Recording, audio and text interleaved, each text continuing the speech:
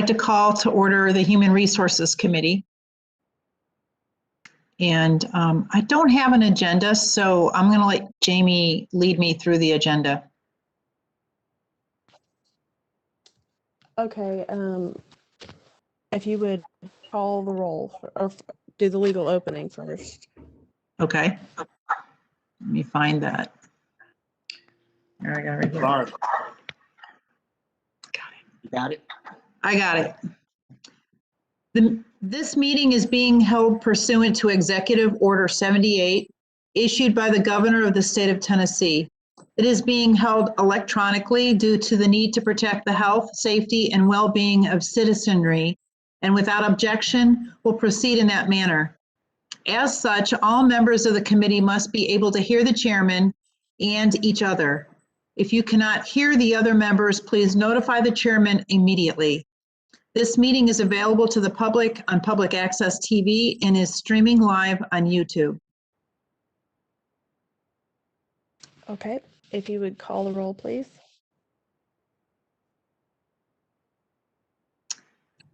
I don't have a list here. Okay, I can do that. See, Beth Lathers, Lathers present. Chad Story, Story present. Steve Smith, Steve Smith present. Barb Sturgeon, Barb Sturgeon present. Ricky Jones, and Robbie Beal. Okay. And then we have the minutes from 10/19. Okay, has everybody had a chance to read the minutes from October 19th? Move for approval, Lathers. I'm sorry, Commissioner, we have a motion and a second. They pushed their buttons. So I have Steve Smith as the motion and Chad Story as the second. Thank you so much, Jamie. I'm not having any buttons show up, but I'm fine. I'm good, thanks. Okay, well, I did speak with the people who designed the program, and they are taking all of our issues to their board meetings. So hopefully we'll know something about that soon. Okay. Commissioner Smith, would you like to speak? I have reviewed the minutes and did not see any changes or corrections. Okay. Does anybody have anything to discuss on the meeting minutes from October 19th? If not, then let's go ahead and vote. Is this a voice vote, Jamie, or is this a roll call vote? It will be with your buttons except for Commissioner Lathers, and I can vote for her. Okay, well, I'm not seeing any buttons either. Okay. I just see request to speak and Steve and Chad at the top of the screen. Okay. Let's see.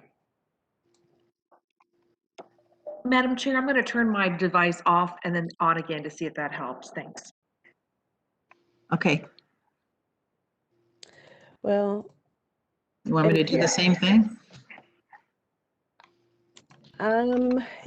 If you'd like to try that, but it looks like it is actually frozen. So we may not get to use this program at all.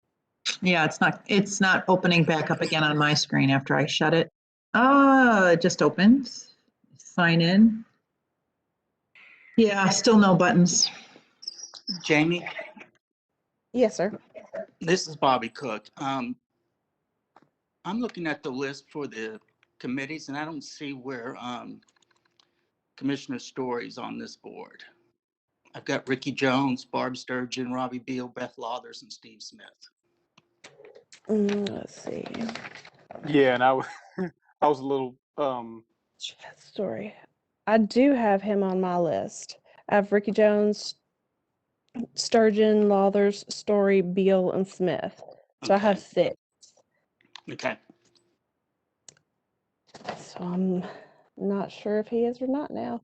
Let me try this really quick. I'm sorry. Hang on just a second. I'm going to try something.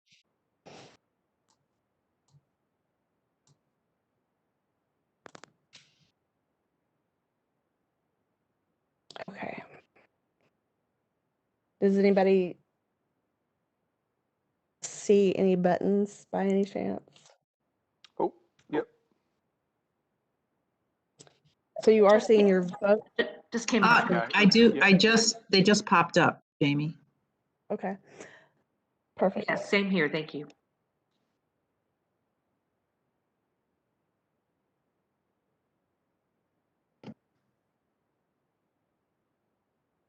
So everybody has buttons. Everyone can proceed to vote on the meeting minutes for October 19th. Okay, everyone has their vote locked. Okay. We have 4 yes, 0 no, 0 abstain, 2 absent. So the meeting minutes passed. Okay, let's move on to the other set of meeting minutes. If I can find them. Okay, now we have the meeting minutes for December 21st.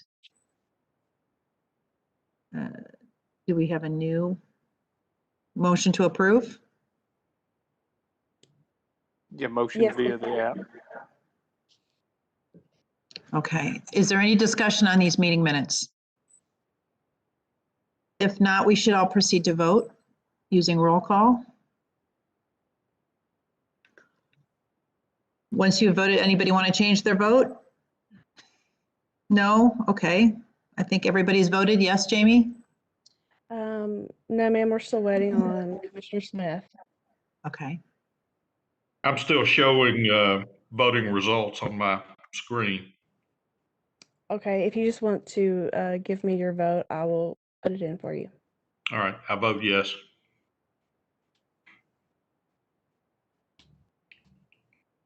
Okay, we have 4 yes, 0 no, 0 abstentions, and 2 absent. So the meeting minutes have passed.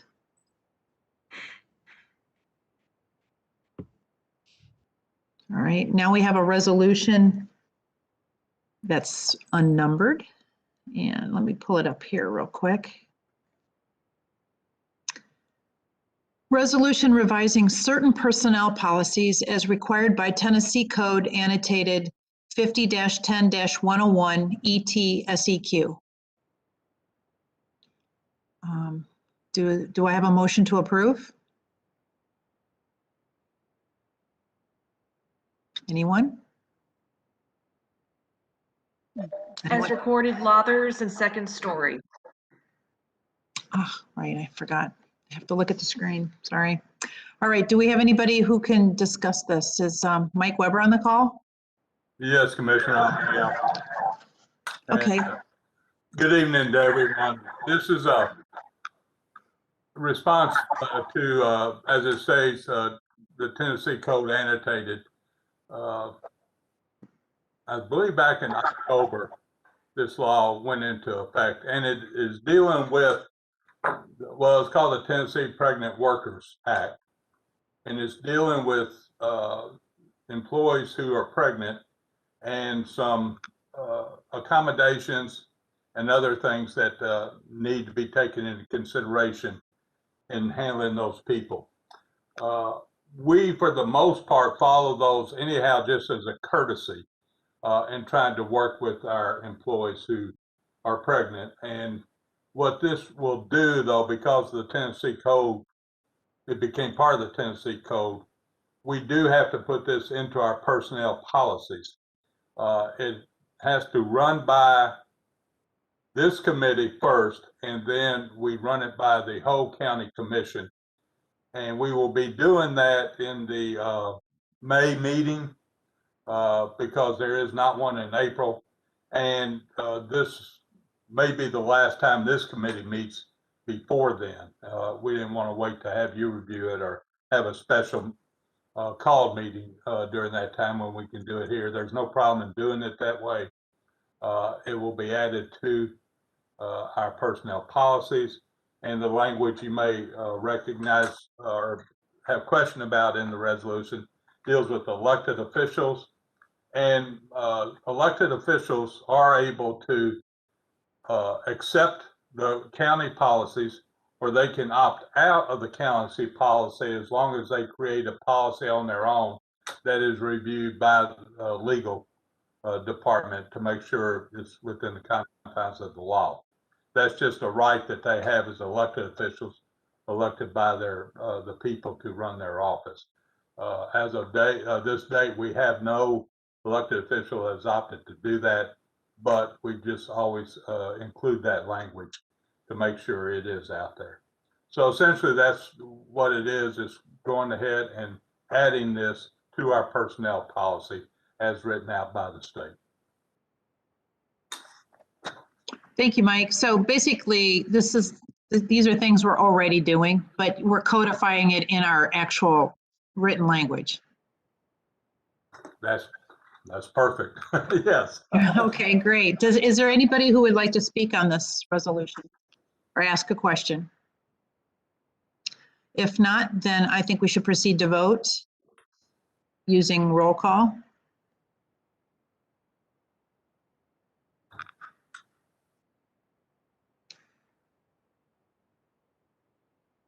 Once everybody's voted, Jamie, you can sum them up. All right, we have 4 yes, 0 no, 0 abstentions, and 2 absent. So the resolution passes.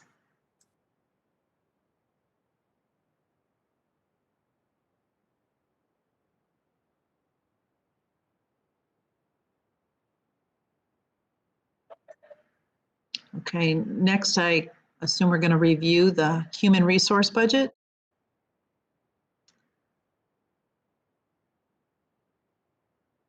Mike, are you going to talk on this one as well? Yes. Is there a motion? Is it on the floor yet? I didn't see. Yeah, we need a motion to approve. That's right. We have Chad Story has made the motion to approve, seconded by Steve Smith. Go ahead, Mike. Thank you. This is our operating budget for the upcoming year. We have no capital budget. The operating costs, as you can see, remain the same as they did last year. The only difference in this budget will be longevity pay. There are 2 employees, myself and another employee, who've added another year. But other than that, it's the same budget as we had last year that went through, and there's been no changes to it. Okay. Does anybody on the committee have any questions for Mike? Okay, I see no requests to speak, so if there's no other discussion, we can move to approve the budget. Everybody can vote.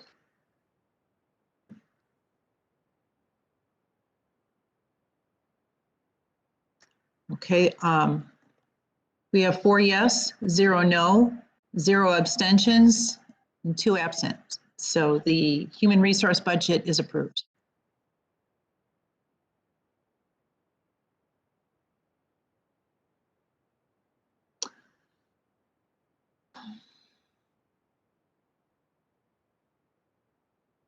We have a full-time position request. I have a question, Jamie. If we have, how do we discuss the requested? Yes, ma'am. Do we do it in conjunction with the mayor's recommendations, or? I have put them in separately. So this would be the full-time requested positions, and next will be the part-time requested. And then I also have in the mayor's recommendations for full-time and also part-time. So there's 4 different sections that I have it in. Bobby, I'm not sure how you would like them to vote. Well, in the past, I think we went through each list, and if there was, if one of the members wanted to amend it, then a motion to amend and second would be on that specific, that particular position. And then as you went through all of them on your subcategories, then you approved it as amended if it was amended. If not, then you go down to the next one and you approve that one. So you approve each one of the subcategories or your new positions and then mayor's positions and then so on. Does that make sense? Typically in the past, the committee, I'm sorry, Madam Chair. No, go ahead. Go ahead, Okay. Commissioner. My apologies. Typically in the past, we, in the committee meetings for the Human Resources Committee, we've pretty much just addressed the mayor's recommendation from the, in terms of the budget and the approved positions as it comes from his office. I don't know if that's out of order or. Well, what I have is a list of full-time positions under new positions recommended or requested, and then I have the mayor's recommendations. I don't have a part-time position unless I'm looking at it and I don't recognize it. I don't have anything that says part-time positions. Madam Chair, if I may, the Who's speaking? part-time, it's Mike Weber, I'm sorry. Oh, okay. Thanks, Mike. Go ahead. The part-time list, what was sent to you earlier was the list as came in through the budget of all the positions being requested for the upcoming fiscal year. The part-time list of employees was below the full-time list. It might be if you scroll down. So there's only 3 part-time positions here, or Yeah, maybe yes. 4? Four. Oh, I see. And essentially, and Commissioner Smith is correct. We have the list out there for you to view. In the past, the mayor was asked to put together a recommendation. One, a lot of the departments are under his direction and wanted to make sure he was on board. And also just suggest from his point of view of what he recommended. Now, the committee is not tied to that, but that's just how we've done it in the past. Some committees have said, let's vote to accept the mayor's recommendations, and others have wanted to review. What happens here tonight is that usually each of the department heads will give a short justification of their request for their position to convince you that this position is needed. The budget department depends on the HR committee to make a recommendation to them of the new positions. The budget committee is not going to review all the new positions. So they depend on this body, this committee, to make a recommendation to them, and they will follow up. So what we've historically done is just allowed, as we get started, we go down the list, and each department head, starting with elections and property management, would give a brief explanation to the group as far as their need for it. Votes aren't usually taken until the list is complete. You know, you don't want to go to each one and vote one way or the other. They're usually taken at the end of the list instead of as each comes up on there. Now with the part-time, I want to draw your attention to that because we are changing that a little bit. We're trying to move from part-time positions and do as most corporate America does and everything everywhere else, do hours, part-time hours. That's what you're adding to the budget will be part-time hours. The reason we're doing that is because we have part-time employees who work 5 hours a week, some work 28 hours a week. So to say that there are 3 part-time employees doesn't really give you an accurate feel for what's going on. When we say we're going to increase their part-time hours by the amounts showed there, then you have a little bit better feel for what's going on, how that's happening, and it can be explained. So that's why you're going to be seeing it in that format this year. Your vote will be to increase the part-time hours they're requesting beyond that, as opposed to the number of people. Because if they get 50 hours, it doesn't matter if they have 5 or 10 people to work that 50 hours. You know, Right. 50 hours is what it is. So that's Yes. how I will be. So your list is showing the financial impact of those part-time hours. Yes, yes. I understand. Okay. All right. Well, I'm happy to hear what each department head wants to say about the positions that they've requested, or if they think they can live with the mayor's recommendations or not. So is Chad here, Chad Gray? Madam Chair, members of the committee, this is Chad Gray, Administrator of Elections. Can everyone hear me okay? Yes. I sent each one of you a memorandum with some of the factual items related to why we can justify a new position in our office. And if you have any questions about that, basically the gist of the memorandum is that we're very understaffed compared to a county of our size. I also have our Election Commission Chairman, Bob Brown, that's on the call. I'll defer to him if he would like to speak, since he is part of the call today. Hey, Chad, I'm happy to answer questions, but I'll defer to your expertise. So did every member receive the memorandum that I sent out, hopefully?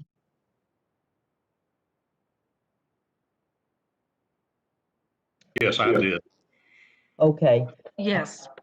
I don't want to go on and on, but some of the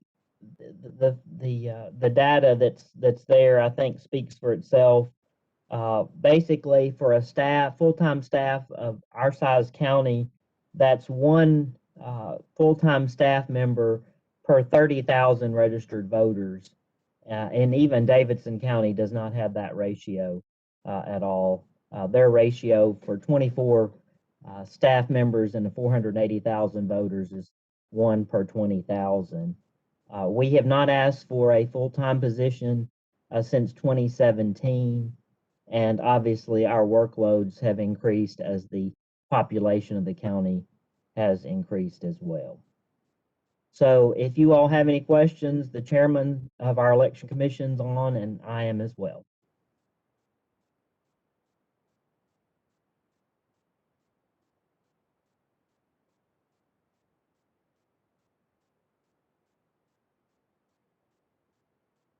This is Bob Brown. Can I ask if this is on the mayor's list of approved, or his suggestions of approved positions?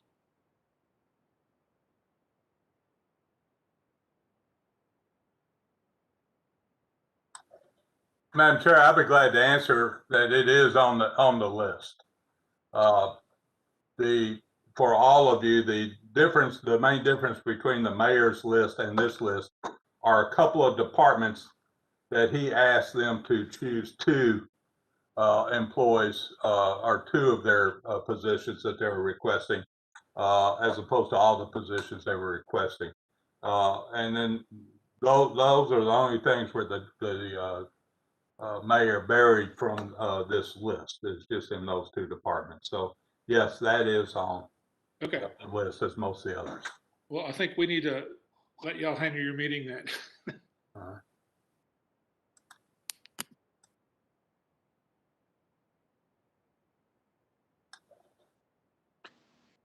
Madam Chair, this is Commissioner Story. May I, quick point of order. We haven't motioned or seconded the items to begin discussion, I think. So are we trying to identify if we're going to just address the mayor's recommendation, or are we addressing the full-time and part-time requests? Did we make a determination one way or the other? Because I guess we need a motion to. Okay, so you're saying we never motioned to discuss these positions? Correct. Yeah. Okay. The first item is full-time position requested has not been motioned or second yet. Okay, do we need to do that, Bobby? You need to decide which list you were working off of. Yeah. Well, I was actually going over both at the same time, but I mean, we can just, do we have any suggestions from the committee? Madam Chair, if I may, again, I'm not, I think other folks may have more history, but I think if we could potentially, in my opinion, look at the mayor's recommendation and approve or not, or vote on his recommendation as opposed to doing both sets separately is my opinion. Okay, and does anybody else have an opinion on this? Steve, would you please speak? Thanks, Madam Chair. I would agree with Chad. I think the mayor has gone through the process with the department heads and have had conversations with them. And according to Mike's memo, the department heads are okay with the recommendations. Now they can certainly challenge that when we go down through the list and ask us to reconsider. But if we have the mayor's list up for consideration, I would make a motion for approval of it.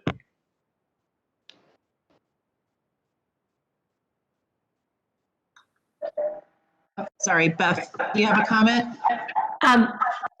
Yeah, Madam Chair, I agree with Commissioner Smith, and I'll second his motion for the mayor's recommendation list. And then I would just suggest that if we approve it being on the table, that we just go through each department so they can distinctly speak to it.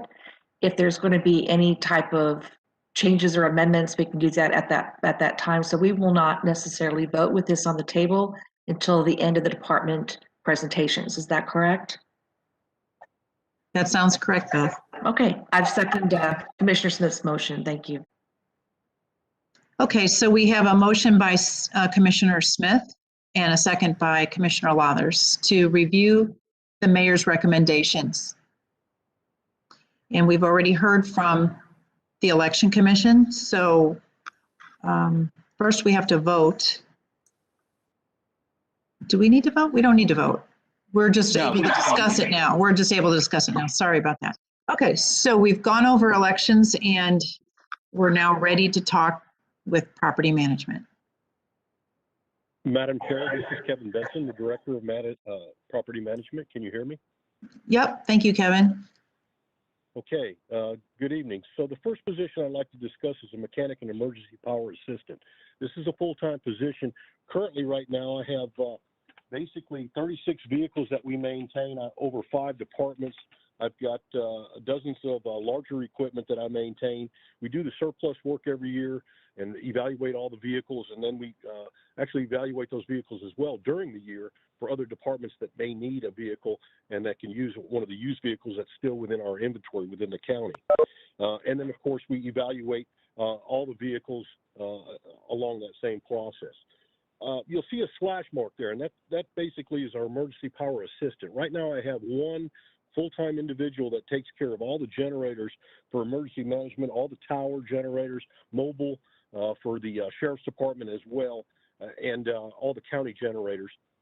Right now, matter of fact, he has been injured on the job, and he's out of the job right now, but he is overwhelmed. Really helps Bill Jorgensen out. So I'm looking at an assistant for him as well to cross-train during his absence. We've had to pull an electrician right now during his absence. So pending any of your questions, I think a viable position. I've requested this, just a mechanic over the last 3 years, and we weren't able to get that position. But now with additional duties and responsibilities, I hope that we can get it through the board this year. Pending your questions. Thank you, Kevin. Do we have any questions for Kevin? I see a request to speak by Steve. Is this a new one or is this the old one from before? No, it's a new one, Madam Chair. Okay, Commissioner Smith, go ahead. Thank you. Kevin, I'm not questioning the mechanic emergency power assist. I understand that and appreciate the need for that. The 2 other requests that you have for the custodial positions, I assume that goes back to our conversation several months ago. Did we at that time elevate those two positions you requested to full-time then? And if we did not, are these two new positions or are these those particular positions? Commissioner, I apologize. What I wanted to speak to is the separate positions, the mechanic position first, and then I was going to come back and speak to the other two positions. But I can speak to that now if, Madam Chair, if you would allow me to address the commissioner. Of course, go ahead, Kevin. Okay, Commissioner, to answer your question, those were security positions that we had to transition a few months back, and we voted on for full-time positions. So I think that's what we were discussing about was the security positions. These are custodian 1 positions, and actually, thank you for asking, because this is a little bit peculiar or particular.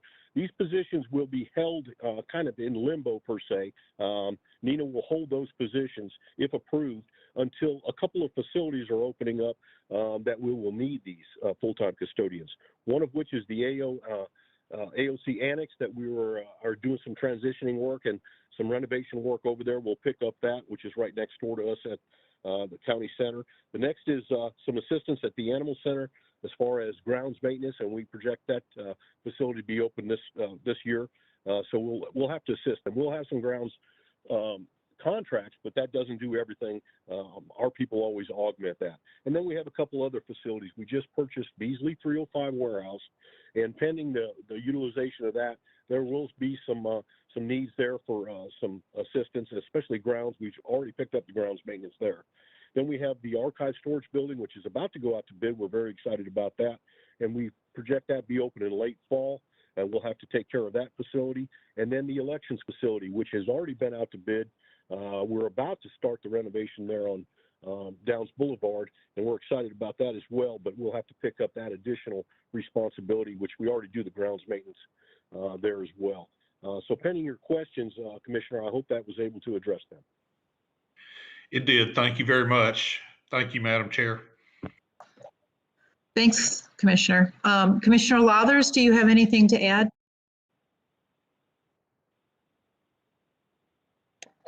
Hi, Madam Chair. I didn't have a request to speak on this one, but I do have something to ask, and it might be a Mike Weber question. And I apologize if this is too esoteric, but I'm new to this committee. I'm looking at the mayor's recommendations list, and I'm looking at the other document. There's a differential of about 3 million, I believe about 3 million. When we're looking at the mayor's request, we're not going to look at the other list at all. Has somebody been able to communicate what the differential is between those two lists? Because we're just strictly looking at the mayor's list, and I have two different numbers that we're looking at. If I may, Madam Chair, respond.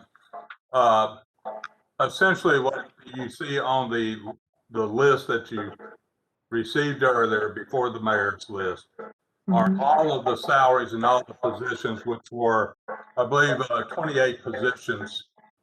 And so you had to combine those 5 extra salaries and total costs were in those figures.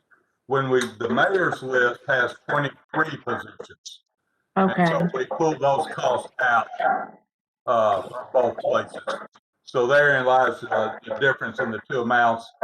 And I'm pretty sure, because I checked that about 8 times a day, I just wasn't sure of trying to understand it in my head what was going on. But that is the difference in those two amounts totals at the bottom.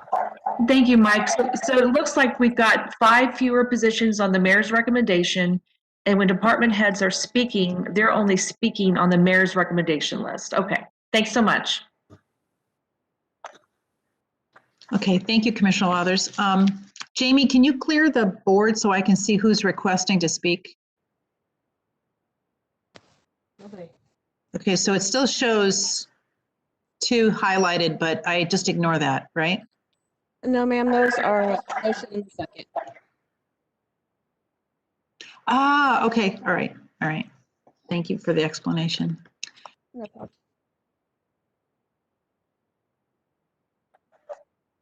Next on our list is WCTV is asking for a production assistant. Is there anyone here who can speak on this? Hey, yeah, this is Creed. Thank you, Madam Chair and committee, for giving me the opportunity. I don't usually get to speak in the No meetings. problem. I'm usually just behind the scenes here, so I hope I've hit all the right buttons to actually get my voice on here as well. Yeah, we are asking for a full-time production assistant. We currently have 2 full-time production assistants and 1 part-time production assistant. We're actually looking to put our part-time production assistant salary toward this position to help offset the cost.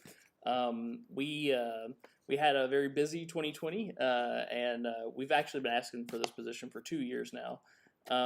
We actually produced the most videos we've ever produced in a single year in 2020 at 645 projects. And so a lot of what we're doing is live streaming events, and hopefully live streaming events in person as we get back to that type of programming as well. And that just requires more people for us to have people help with that production and setup whenever we live stream event, in addition to just recording it. And we're also looking to have this person kind of help be an equipment manager, and being here full time really helps with seeing what's coming in and going out, and helping with that part of the job. So I appreciate you all listening to me, and I'm happy to answer any questions. Thank you, Creed. Does anybody have any questions? Okay, I see no requests to speak, so we'll move forward. Next is our accounting department is asking for a position for a grant accountant. Is there anyone here who can speak on this?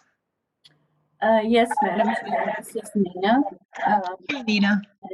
Also have our county finance manager, Phoebe Riley, is online as well if we have any questions.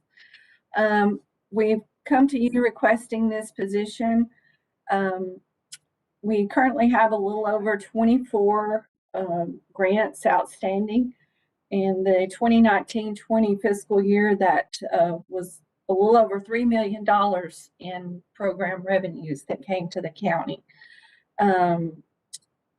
Currently, when we receive a grant, the accounting for it is dispersed over 10 or more departments in the county. Each department does follow-up paperwork within their department. The accounting office does paperwork, and the mayor's office does paperwork for grants. So we're looking to consolidate all of those functions. As we continue to receive more grants, the compliance requirements are becoming more stringent. We feel we need to establish a central location to monitor the grants.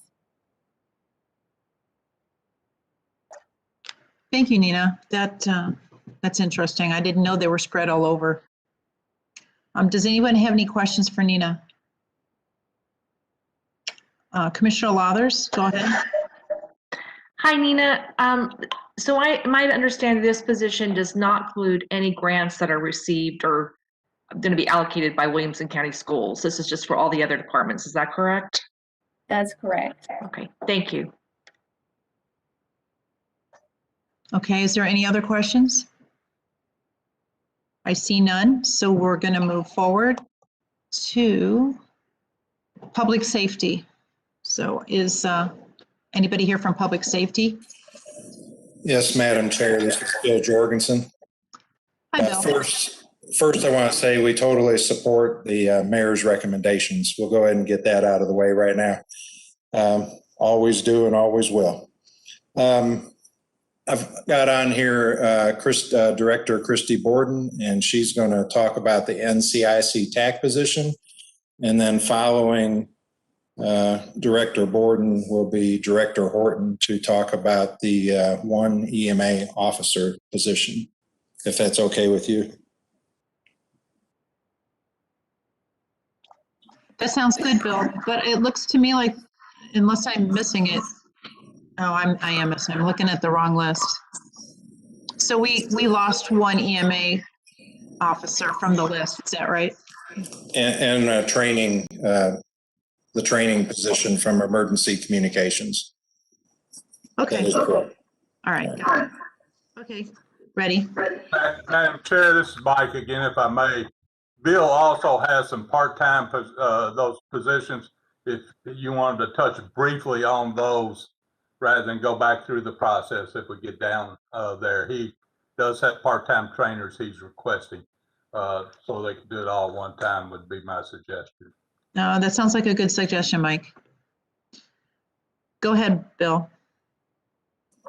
Go ahead, Christy. Okay, I wasn't sure if they wanted you to talk first on the part-time. I will go ahead. I apologize. I got a little bit of a cold, so I hope y'all can understand me. The position that I am requesting is an NCIC Internal Agency Coordinator, or a TAC. This position is required with to ensure compliance with our Tennessee and Federal Bureau of Investigations. We do dispatch for 5 law enforcement departments, and we have to process the criminal justice information system documents for each one of those departments. So it's critical that we have this position.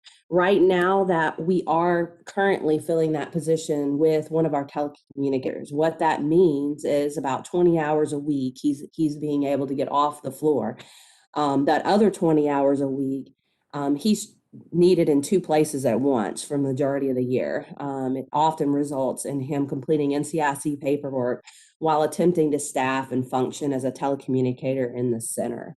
It's very important that we have this position, and being able to take him completely off the floor to ensure our compliance would be a great help for our center. And I am here if you have any questions about this position. I'm sorry, could you tell me what NCIC stands for? National Crime. National Crime Information Center. So, thanks, Dusty. It muted me right when I started to talk. Is that like the 911 area where people are answering 911 calls, or is this completely different?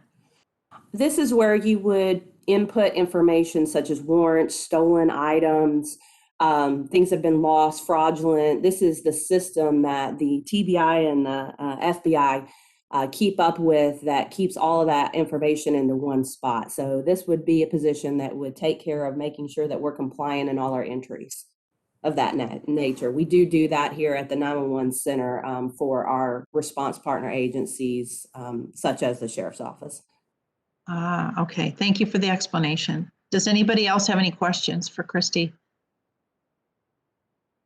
Okay, I see none. We can move on to the EMA. Thank you, Madam Chair, and Commissioners. Appreciate the opportunity to speak tonight. The Emergency Management Officer 1 position is a position that would primarily be responsible for management of our continuity of government and continuity of operations planning efforts.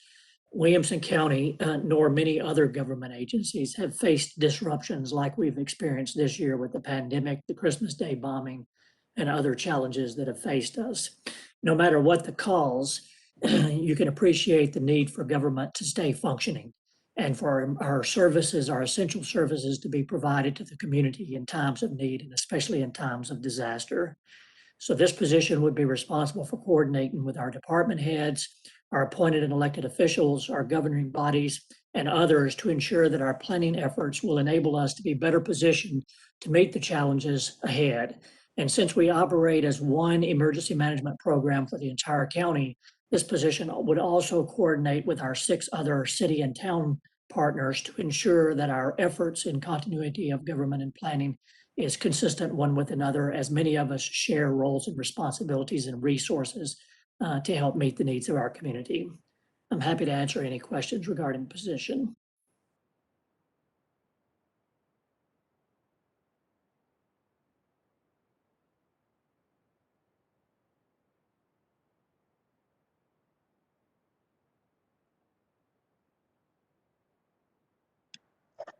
Okay, it took a while to unmute there. Sorry. Does anybody have any?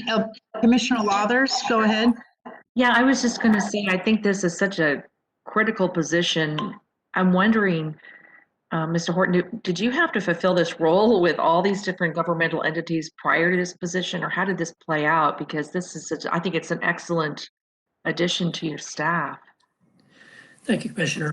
Certainly all of my staff pitch in and together we collectively meet the needs of our community and our organization. And it's become a little bit overwhelming with the wealth of things that have affected our community specifically this year, and underscores our need across the organization to have a position that's totally dedicated to this responsibility. Thank you very much. Yes, ma'am. Does anybody else have any questions for Todd? Did you want to speak about the part-time position, Todd? Yes, ma'am, I'll be happy to. So as you may be aware, Williamson County Emergency Management supports our 4 volunteer fire departments that exist to provide fire and rescue services across Williamson County and the unincorporated areas. We do that with a fire service coordinator and with 6 administrative fire captains. And these individuals all work 40 hours a week as exempt employees and typically in various fire stations located throughout the community. And they exist to provide several functions for the volunteer fire service, including things like recruitment and retention, apparatus and equipment specification and purchasing, building of fire stations, and a number of other responsibilities. In addition to that, they also provide full-time response during the day when our volunteer workforce is short because they are effectively working full-time jobs themselves. So they help supplement the daytime response that's much needed in our county. In addition to that, though, there's a need to train the volunteers. And we do this by offering classes at night and on weekends because that's when the volunteer force is available to receive training. So our exempt employees right now are not only working their daytime jobs, but they're also working at nighttime and on weekends to help provide this training to the volunteer fire service. And so it's becoming, we're typically offering about 4 nights worth of classes for 4 hours a night. And then of course, occasionally on weekends, and typically a weekend class is 8 hours both days. So it's really stretching our full-time exempt staff to where they're feeling the need to be committed to both functions, but also working in excess of what we would expect them to work, which is our 40-hour work week. So these part-time hours are requested in order to basically bring on fire training instructors that would supplement that nighttime and weekend training. It wouldn't eliminate the need for our full-time staff, but it definitely would supplement the full-time staff so that they work less hours at night and on weekends and more committed to their weekly hours where they're supplementing that daytime response. I'm happy to expand on that anymore if I've been unclear what these positions would do. Well, Todd, I think that was a very clear explanation and really helped me understand very well. So thank you. Does anybody have any questions for Todd? Yeah, I'm just so impressed, Todd, with our fire departments and the dedication that the captains and everybody on down has shown since I've been a commissioner is just outstanding. Thank you. I appreciate volunteers to do what they do best, and that's to volunteer their time and efforts to protect our community. And we want to be there to supplement everything that they do and help things be successful in what they're doing best for our community. So thank you for those comments. Yeah, I agree. All right. Are we ready to move on to the next category, which is animal control? Is there anybody here who can speak for animal control? I'm here, Commissioner Sturgeon. This is Andrea. Andrea. Hey, Andrea. Hi.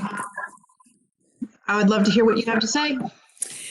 Well, all of these positions are directly related to the opening of our new building. I'm not sure how familiar you all are with the process that we went through in the determining how big the building should be and all of those things, but we hired a specialist in shelter design.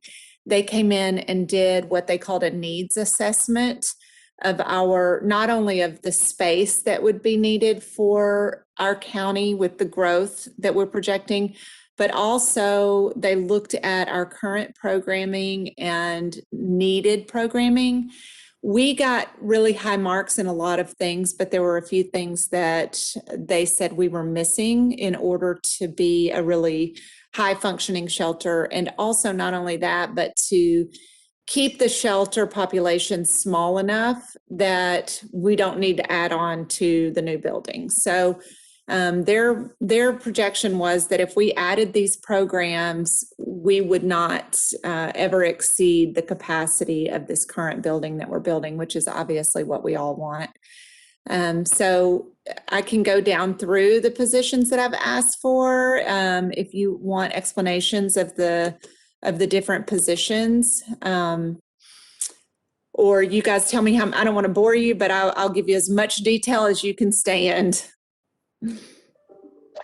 Andrea, I'd like to know what the programs were that so would help us stay at capacity. Yeah, so there are a couple things that really healthy programs have that we don't currently have. One is a community education programming, and that is where the shelter is actually proactively going out and going into schools and going into the community to educate people on animal issues. And if you, most thing that I could relate it to, if you think back to the 80s when the anti-smoking campaigns were in all of the schools, and they really worked.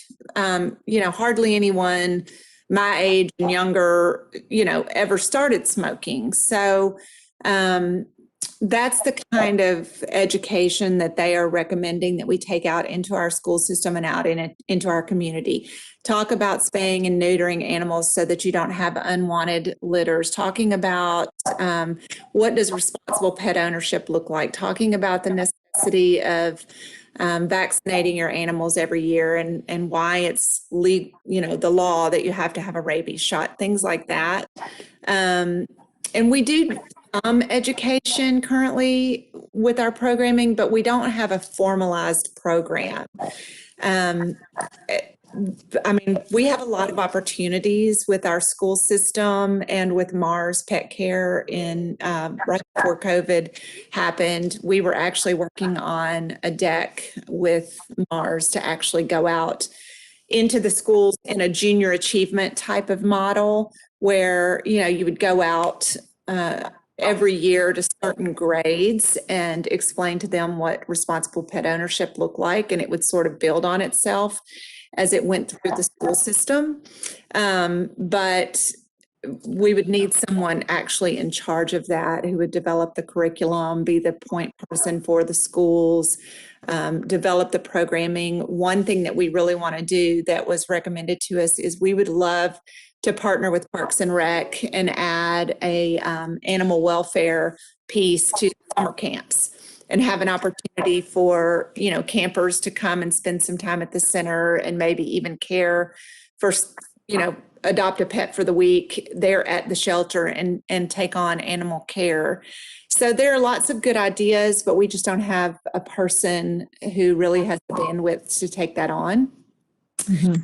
The other piece that we are missing is what is known in animal welfare as redemption or safety net. And redemption is where, we would have someone who was really actively trying to return pets to their owners. Currently, the way the process works is that if we pick up a dog or if a dog's brought to us as a stray, we hold that animal for 5 days, which is what is required by our county ordinance. You have 5 business days to reclaim your animal before we, put it up for adoption or do whatever we decide to do with it. But we don't have anybody who's actively combing those lost and found sites and trying to match up what animals are in the building with what animals are being reported lost. Again, that is really just a function of not having the time. Of any of our current staff members aren't really tasked with that, and they don't really have the time to do it. I believe that that's really kind of a part-time position, and I can roll that in with what's known as a safety net coordinator, which most of the shelters around us have a safety net coordinator now. And that person's function is really to try to help people keep their pets. We've done baby steps towards that. We started what we call the paw pantry. So we do have the ability to help people with food when they tell us, you know, we've lost our apartment, or we've lost our job and we can't feed our cats this month. You know, we can supplement that. But the safety net coordinator would go beyond that and try to find people, you know, temporary foster if they find themselves homeless for a short period of time and can't keep their pets. So rather than surrender them to us, we would have a foster network that could help. So there are lots of ways that we can help people keep their pets, and that's sort of the trend of sheltering in general. But it's also, you know, what we know is that if people don't have the money to keep their pets and they surrender them to us, the first opportunity they have to get another pet, they're going to go and get another pet. So we would prefer they just keep the pet that they already have and not process them through the shelter. And then the third program that really most of these other positions are tied to is a spay neuter clinic. And I know I talked to the budget committee just a couple of months ago about a fee-based, low-cost spay neuter option for people in the county. And that passed through the full commission. So we do have the fee structure in place, but we don't have the staff, nor right now do we even actually have the space. So that can't really start until we move to the new facility. The new clinic will be designed to process approximately 8,000 surgeries a year. Our current clinic is processing about 4,300 surgeries a year. And we are, I mean, if you could see what we do with the space that we have, sometimes we'll be prepping 4 animals on one prep table. And we'll have 3 techs working on one table and, you know, switching animals back and forth. It's amazing what the team's been able to do, but, you know, we can't do any more than what we're doing with the space that we have. So those positions wouldn't actually go into effect until we get to the new building. Because even if you said you can have another vet right now, I wouldn't have a place to put another vet. Well, Andrea, when does it open, the new facility? Well, we're projected to open in October. And as far as I know, we are a few weeks ahead of schedule. So I think we should actually be able to open in October. I don't know how many of you have driven out that direction, but there is actually a roof on now. So they're pretty much going to be working in the dry at this point, other than, of course, landscaping and parking lot and all of those things. But everything is pretty much inside walls at this point. Okay, thanks, Andrea. Does anybody have any questions for Andrea? All right, I don't see any. So thank you so much, Andrea. That was a lot of great information. Thank you. I don't know what level people want to go to, but I appreciate you listening. No, I'm edified that we're improving. You know, we're just doing a great job and looking for places to improve. And as our county grows and when we have problems with the economy, I know it affects the animals as well. And I really appreciate what you're doing. Thank you. You're welcome. All right, let's see who's next. Parks and Rec, do we have Gordon online? Yes, Madam Commissioner, I'm here this evening. Thanks for letting me on. All right, is there anything you'd like to tell us about the positions you've requested? Yes, what we're asking for are 2 park maintenance positions. This is necessitated for several reasons. One, we have additional facilities that have now come online. We have a new mountain bike park that has opened in the Hillsborough community that is extremely popular. I'd like to give a shout out to the folks in emergency management for assisting us. We had another casualty out there this weekend, and by having their presence with the equipment out there. It reassures people that when you do break a collarbone, there will be someone to help you along the way. But just managing that park in addition to the prep work to continue to maintain Peacock Hill, which is scheduled to open in the fall. We have additional responsibilities that we have to maintain. All of our facilities keep grass cut. One of the big problems that we have right now is that we are not having very much luck in hiring seasonal and part-time grass cutters. And not only do we have to maintain all the park and rec acreage, which is hundreds and hundreds of acres, we also have FEMA properties that we have to maintain that the county picked up back in the flood. And so with the development that's going on out in the county, there are more and more people that want to see those properties maintained more often. We just can't neglect them. We also have continuing park issues where we have to do even more maintenance at places like Timberland Park, where we're averaging 8,000 to 10,000 visitors a month. So we haven't asked for any new staff in maintenance in quite some time, and I'm available and willing to answer any other questions. But in order for us to keep this up and make our parks available and usable on the weekends, we've got to hire these additional people. And one last thing, we have been depending on part-time people to work in the parks on the weekends, and that's becoming increasingly difficult.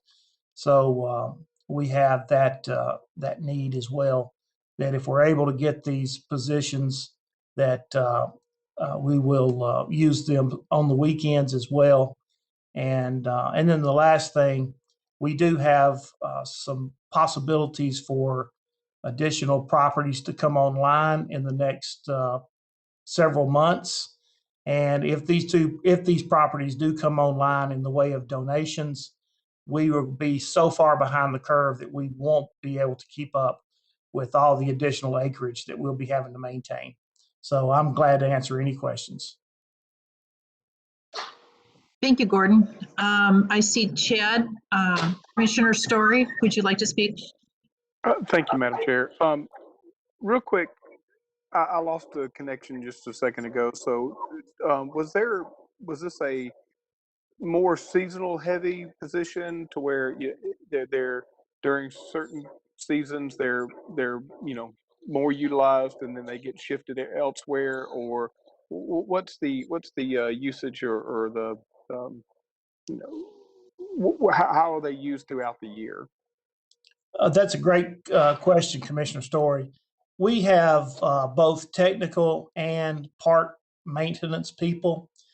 We have some guys that have the ability to work in facility maintenance as well as in park maintenance. And so when we hire someone, we determine what their skill level is and skill set, and we use them appropriately. So when we're asking for park maintenance, it is generally for we're basing that on minimal job skills. And then if it is someone who has minimal job skills, we'll hire that person, and then we'll move someone that has a better skill set into facility maintenance. I will say this, and I'm not sure if Kevin Benson is still on the line, but the fact that we have so many facilities that we maintain in the county, property management does a great job of assisting us, but their role is strictly HVAC and a lot of the heavy plumbing issues when it comes to our pool, heavy pool maintenance.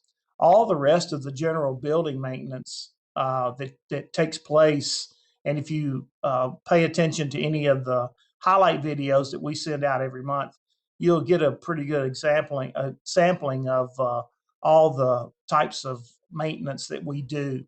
And it's everything from trade type maintenance all the way to grass cutting. So I hope that answers your question. Sir.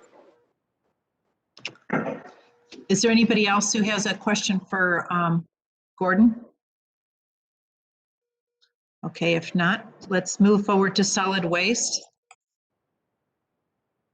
Who's here from solid waste? Madam Chair, this is Nancy Zion, the Solid Waste Hey. Director. Hey, Can you hear Nancy. me okay? Hello. I can hear you, Nancy. Can you hear us? I can. Thank you so much.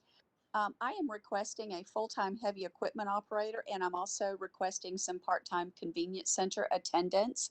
And I'll go ahead and start with those.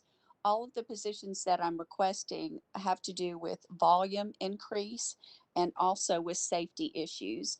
Our convenience centers, as if any of you have been to our centers lately, you know that they are just getting busier and busier with the growth in the county.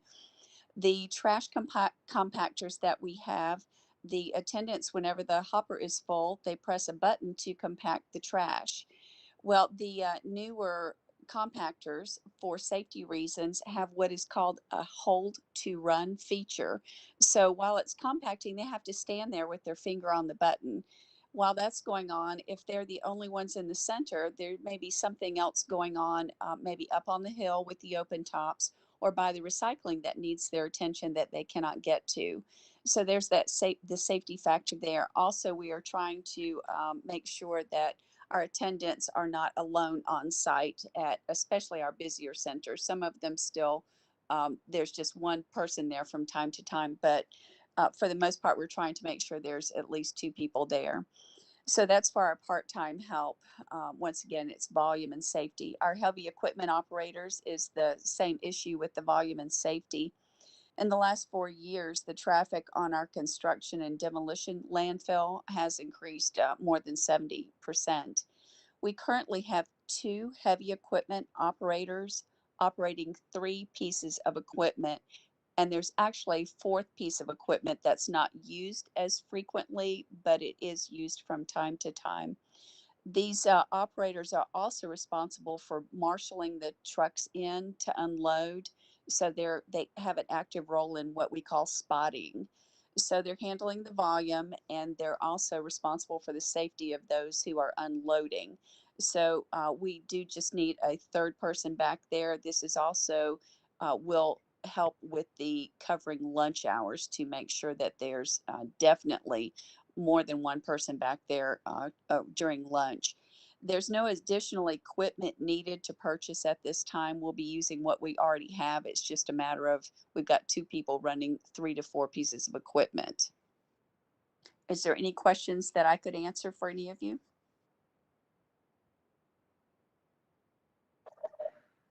I don't see any requests to speak.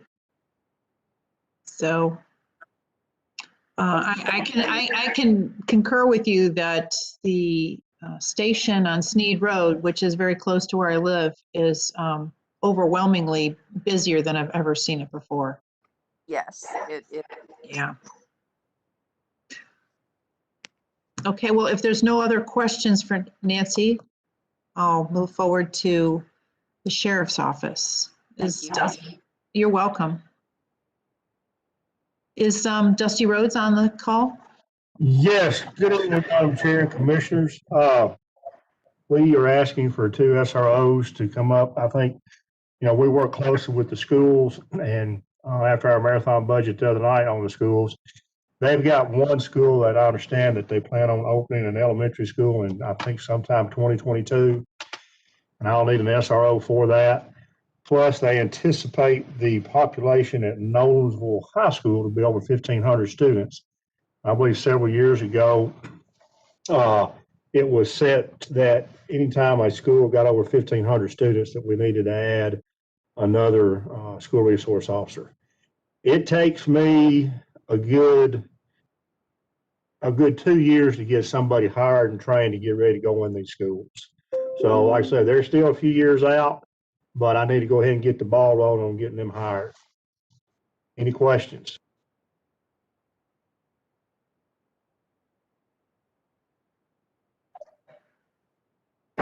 I don't see any questions, Dusty. I know it's important that I believe the SROs are very important. Are you going to need these eventually this year, or are you going to put them to use right away? Well, I got to get them hired first. And, I try to hire from the jail. And of course, right now I'm 8 people short in the jail. So I'm 16 people throughout the department short. So it takes me a long time to get people hired. And the SRO is about the only, well, it is the only division that I'll hire from the outside. But they'd have to be post-certified officer from the outside. And they still have to go through our FTO program, which is 16 weeks long. So, like I say, I couldn't hire anybody tomorrow and get them ready to go. So it'll take me, once the budget gets approved for July, I'll have to go full steam ahead to get these folks hired to hopefully get them in place when the schools open up. Did you see any, we just increased the salary for officers last year, didn't we? Yes, ma'am. It brought up Did it? the salary. Yes, ma'am. Did you see an impact on your ability to hire once we did that?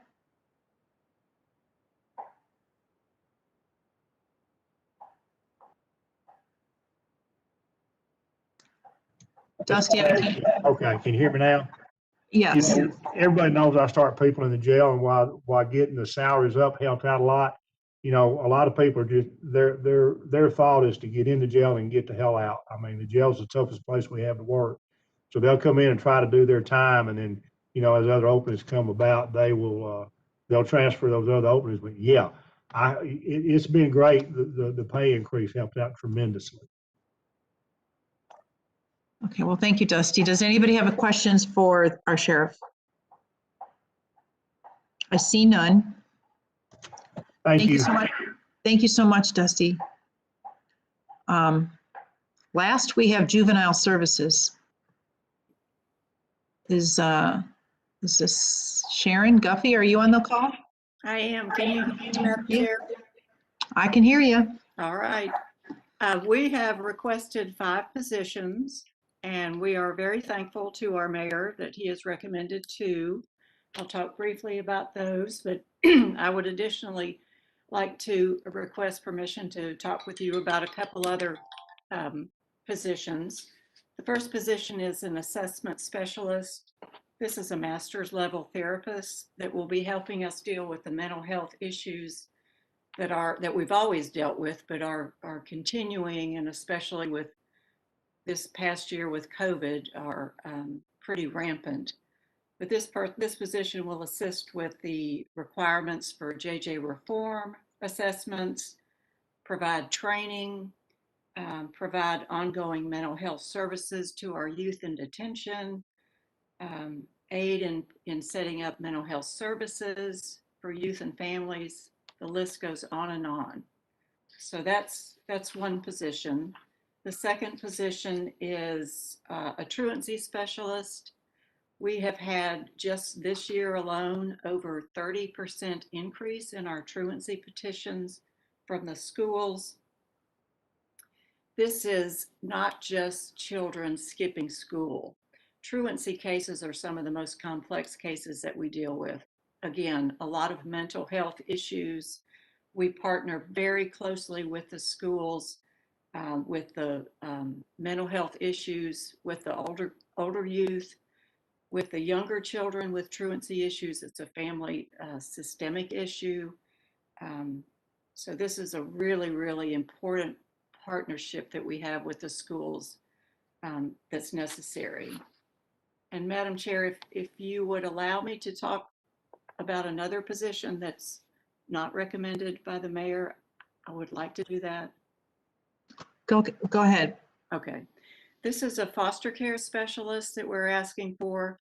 The public perception for what we do in juvenile court mainly involves juvenile delinquents, and people don't realize that a great portion of what we do involves the child welfare system with those children that are in foster care.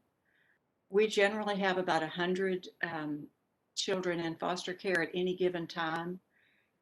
These cases require mandatory court hearings for state and federal funding with 100 children in custody, requiring at least 3 hearings a year. That's 300 court hearings that we manage. So this position would provide oversight for those children in foster care to make sure that the Department of Children's Services is timely and effectively managing all of their needs.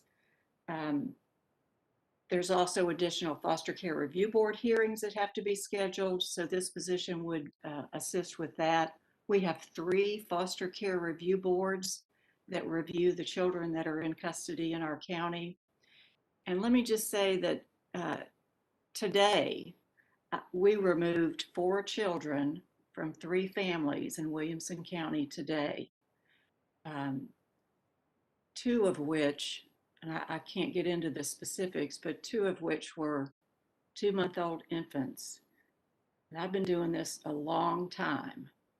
And these were some of the most disturbing facts that I've read in my time in juvenile court. And that's why this is so very important. We've got to take care of our children.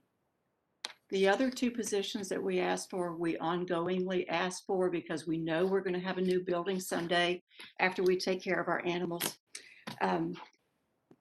So we will need additional positions as we grow, and so we try to ask for this every year just to soften the blow down the road, but understand perfectly that it might not be in the budget. Thank you, Madam Chair. Thank you, Judge. Does anybody have any questions? I would like to make a motion that we add the foster care specialist back onto the list of approved positions. Do I have a second?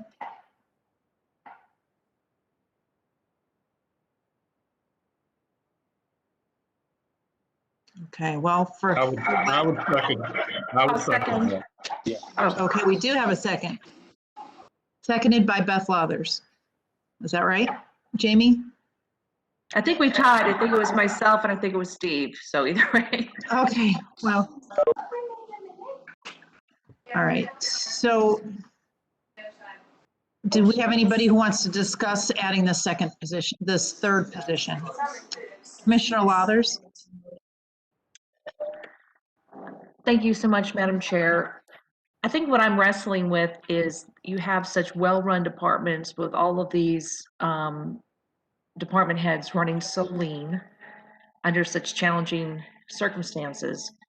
But when I compare the 2 lists in terms of what was requested and what has been recommended, it concerns me a little bit about the EMA officer. There's an officer that's not funded.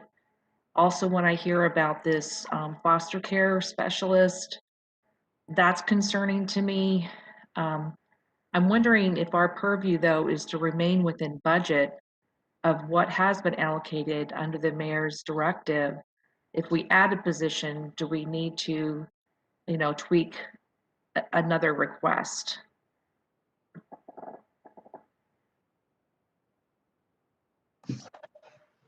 Yeah, that's a good point, Beth.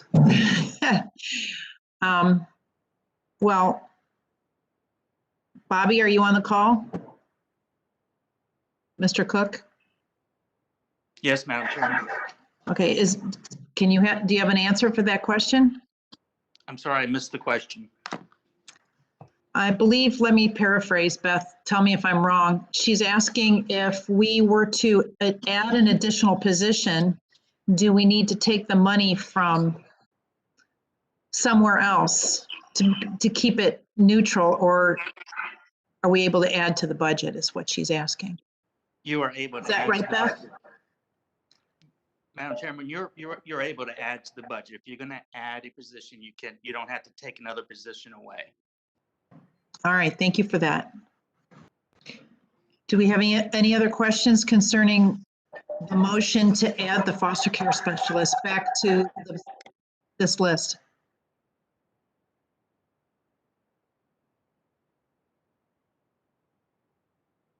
Anyone? I don't see. I'm sorry, Madam Chair. This is Commissioner Story. My screen flipped on me when I was about to hit the RTS button. Yeah. Okay. So basically, with EMS and with challenging and crazy year they've had, additional help was from a worn out staff would be appreciated. And I am also really motivated, especially from a child services standpoint. When you're talking about individuals who are of age and have their ability for right or wrong and impact to their decisions, that's one thing. But from a child standpoint, there's not a lot of oversight other than the parents and then the law enforcement and personnel that deal in these family situations. That's the one thing I'd hate to be a part of from a county standpoint is be the reason why we weren't able to effectively intervene on a child's behalf in these situations. So, yeah, I would definitely be behind, and in support of adding that role as well. So, thank you. Thank you, Commissioner Story. Anyone else? If there's no further discussion, I would like to move forward and vote on the motion to add the foster care specialist back in. Are you ready, Jamie? I see we can vote. Everyone can cast their votes.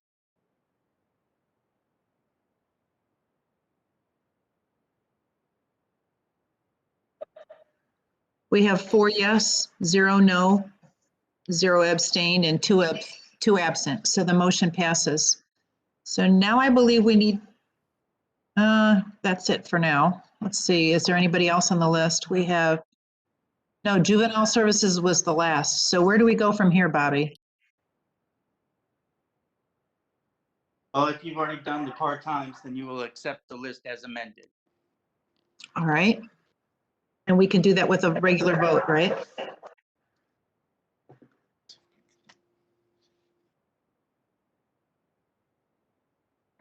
Madam Chair, may I ask a question? Commissioner Lathers? Thank you. This is a little uncomfortable, but I'm gonna think that's what we're elected to do, is to ask something uncomfortable. I am so excited about the new Animal Control Center, and Andrea does the most amazing job that I've ever seen. I'm just curious, in terms of the education specialist, if the timing of that could be potentially delayed a year. We're coming off of the pandemic with schools opening up, kind of a reordering of everything. The Animal Control Center will be opening up. I guess if I had to make a choice between another emergency management type position and that position going into play in the fall, I question that. But I know that there are people of detail that have looked at this a lot closer than we have during this meeting. But I just raised that as a question, but I'm a team player and I'm open to whatever. Thanks.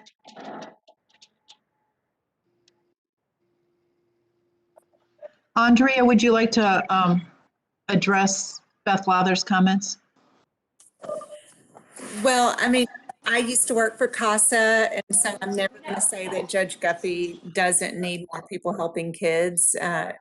She's 100% right, and I have 5 kids of my own, so of course, people come before animals. But if you have the ability to approve the positions without taking one away, obviously, I would ask to leave the position in, strictly from a standpoint of, when we open the new center, there are going to be lots and lots of opportunities. We have a public education room being built that will hold 100 people. And, we, of course, want to fully utilize that. But I'm going off the recommendation, as I said, of what the needs assessment laid out for us and where we fell short of top-notch programs. Personally, I hope that we will be able to keep the community educator in. You know, we're building this facility that, quite frankly, I think will probably be, at least for a little while, the best facility in the country. I really mean that. We've really gone above and beyond the county commission approving and the folks who raised money. They've added in every single thing that you could possibly want in a shelter. So I personally would like to see our programming rise to the level of what our shelter is. If I did have to give up a position, obviously, if that meant the difference in Judge Guffey getting the foster care coordinator, I would readily do that. I, like Judge Guffey, you know, didn't add any positions in thought of opening the new building, just specifically because until this year, we wouldn't add anywhere to even put another body. I mean, I have people working in, literally, I have one lady who works in what used to be a staff shower. You know, we have just had multiple jobs per every employee for so long in our building, but I will obviously respectfully accept whatever the commission recommends. Thank you, Andrea. Commissioner Smith, would you like to speak? Yes, thank you, Madam Chair. I believe, as Bobby said, we're not dealing with an either or situation here. And we have to understand that Judge Guffey runs the juvenile justice system for us. At some point, as Mike Weber said early in the meeting, you're getting into a situation where some of these departments are ultimately overseen by the mayor. That's what he's elected to do. So I think in terms of trying to make adjustments on some of these departments, in some ways gets into the mayor's authority over the departments he's responsible for. So I fully support adding the foster care position back. I feel more comfortable staying with the mayor's recommendation on the other departments. Thank you, Madam Chair. Thank you, Commissioner Smith. Chad, were you wanting to speak also? Commissioner Story? Commissioner Smith covered my concerns. Thank you. All right, thank you. Is there any other discussion on the list of the mayor's suggested positions? Okay, I don't see any comments or requests to speak. So can we move forward and vote on this, Jamie? Yes, ma'am. I do not have a second on the list. Yeah, we have Chad Story is second.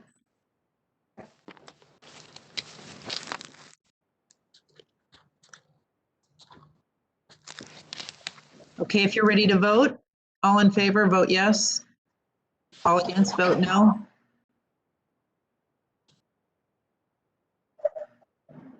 We have, everyone has voted, 4 yes, 0 no, 0 abstain, and 2 absent.